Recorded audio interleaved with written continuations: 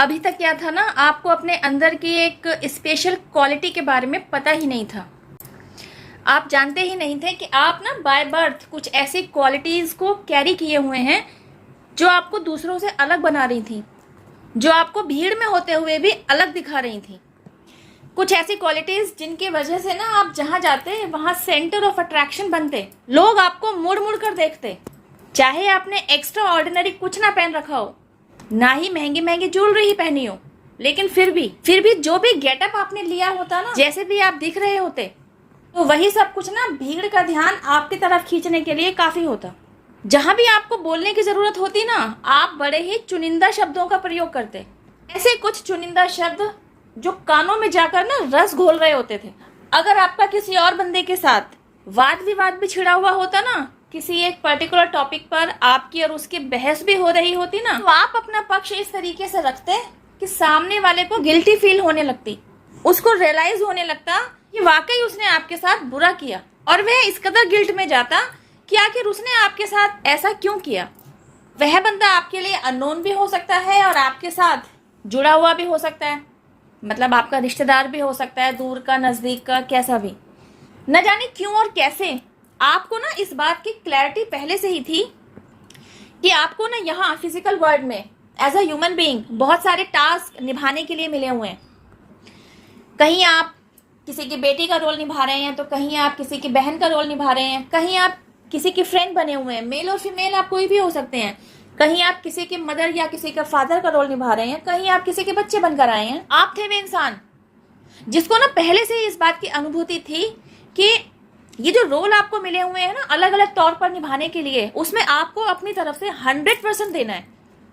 And you know what, आपने दिया भी। You have done your job very well. आपने आपको मिला रोल के रूप में हर एक टास्क ना बखूबी निभाया। अभी तक सब कुछ ठीक जा रहा था, आप अपने सारे रोल बखूबी निभा रहे थे। प्रॉब्लम कहाँ आई? आप अनकंडीशनली अपनी तरफ से सब कुछ अच्छा सा करते चले आ रहे थे। प्रॉब्लम तब आई जब अनफॉर्चुनेट आप किसी के षड्यंत्र का शिकार हुए। आपके सो कॉल्ड अपने ही लोगों ने आपके खिलाफ प्लानिंग प्लॉटिंग शुरू कर दी। वे आपके लिए इस तरीके का चरित्र वर्णन करने लगे जैसे आप थे ही नहीं। उन्होंने अपनी तरफ से आपकी गुडविल खराब करने में कोई कसर नहीं रखी। इस स्टेज पर आकर जो आपका दिल टूटा ना, आपकी आत्मा को एक जोरदार झटका लगा ना, दिस वॉज द पॉइंट कि वहां से आपका ना अवेकनिंग पीरियड शुरू हुआ। आप पहले से ही किन्हीं डिवाइन क्वालिटीज के मालिक तो थे ही, और आप अपनी जर्नी पर चल भी सही तरीके से रहे थे।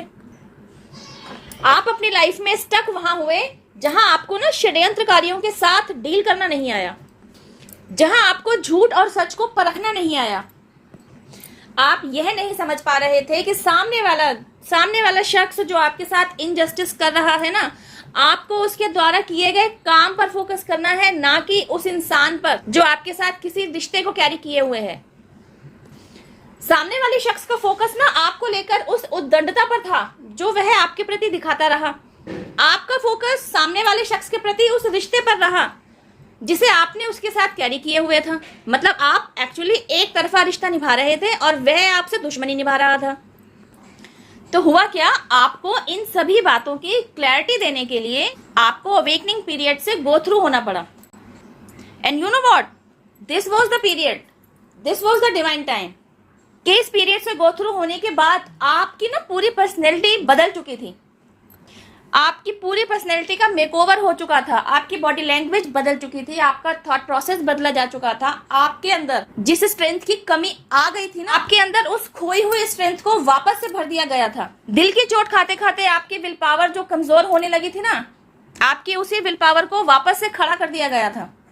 इस अवेकनिंग प्रोसेस से गो थ्रू होते होते आपने जो अपने ऊपर काम किया ना, उसके चलते आपका मैच्योरिटी लेवल इतना बूस्ट हो चुका था कि आप अब सच के पीछे छिपा झूठ और झूठ के पीछे छिपा सच अच्छे से समझने लग गए थे। अब मजेदार बात यह थी कि जिन डिवाइन क्वालिटीज को लेकर आप इस धरती पर अवतरित हुए थे ना, उनका साथ तो आपके पास था ही। अवेकन होने के बाद जो स्मार्टनेस आप में आई, जो स्ट्रेंथ आपने दिखाई, जिस विल पावर से आपने काम करना शुरू किया, अपनी ही बदली हुई पर्सनैलिटी के साथ जो आप सामने आए ना, उसका तेज ना देखते ही बन रहा था। वही षड्यंत्रकारी जिन्होंने आपको टिच किया था, जो आपके सो कॉल्ड अपने थे, जिन्होंने आपकी पीठ में खंजर घोंपा था, वे खुद आपके इस बदले हुए रूप को देखकर हतप्रभ थे। वे खुद नहीं समझ पा रहे थे कि आपके अंदर आखिर ये चेंज आया तो आया कैसे, बिकॉज उन्होंने तो आपको इस कदर तोड़ ही दिया था कि आपके पास तो सुसाइड करने के अलावा कोई रास्ता ही नहीं था। वे इतने श्योर थे कि उनके द्वारा आपके अस्तित्व को इतना कुचल दिया गया था कि आपका टूटकर वापस से बनकर खड़ा होना पॉसिबल ही नहीं था। आपके बदले हुए स्वरूप को देखकर वे इस बात से परेशान हो रहे थे कि आपके साथ यह मिरेकल पेश आया तो आया कैसे। कोई नहीं समझ सकता था कि आपके साथ क्या हुआ, लेकिन आप समझ पा रहे थे कि आपके साथ एक्चुअली डिवाइन जस्टिस पेश आया। इसी डिवाइन जस्टिस के अंतर्गत आपको तोड़कर वापस से फिर से जोड़ा गया। इस कदर जोड़ा गया कि अब एक तो क्या, ग्रुप ऑफ पर्सन आकर भी आपको तोड़ नहीं सकते। उल्टा आपके साथ हो क्या रहा था कि जो आपको तोड़ने की तरफ आपकी तरफ बढ़ा ना, वह खुद टूटता चला गया, फाइनेंशियल लेवल पर भी और इमोशनल लेवल पर भी। उसे कहीं से कोई मदद नहीं मिल रही थी, वह अकेला पड़ रहा था। और एंड ऑफ द जर्नी आप समझ पा रहे थे जो कुछ भी आपके साथ हुआ ना, वो एक्चुअली आपको अवेकन कराने का ही प्रोसेस था। आप बड़े खुशकिस्मत हैं कि डिवाइन द्वारा आपके ऊपर मेहनत की गई, आपको निखारा गया, आपको संवारा गया, आपका कंप्लीट मेकओवर कर दिया गया। तो जो जो इस अवेकनिंग प्रोसेस से गो थ्रू होते चले जाते हैं, तभी तो वे समझ पाते हैं कि एक्चुअली दे आर ब्लेस्ड कि उन्हें अवेकनिंग प्रोसेस से गो थ्रू होने का मौका दिया गया। एंड यू नो व्हाट, इस पूरे प्रोसीजर के दौरान ना आप 1313 नंबर बार बार देख रहे होंगे।